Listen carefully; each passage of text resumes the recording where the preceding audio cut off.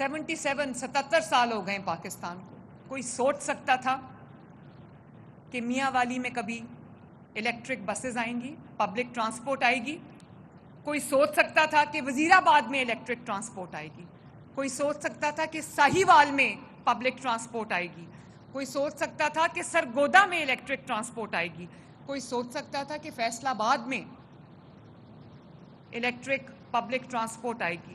کوئی سوچ سکتا تھا کہ ڈی جی خان میں پبلک ٹرانسپورٹ آئے گی؟ کوئی سوچ سکتا تھا کہ پاک پتن میں الیکٹرک ٹرانسپورٹ آئے گی؟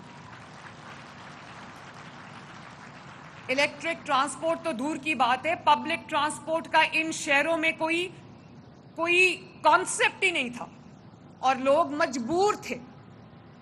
پنجاب کے عوام بھی پنجاب کے عوام کے پاس باقی سہولتوں سے زیادہ, صوبوں سے زیادہ سہولتیں ہیں, کیونکہ پنجاب میں حکومت مسلم لیگ نون کی رہی ہے تو پنجاب میں زیادہ سہولتیں ہیں. پنجاب میں عوام کا پیسہ عوام کے اوپر خرچ ہوتا ہے, عوام کے منصوبوں پہ خرچ ہوتا ہے, نظر آتا ہے.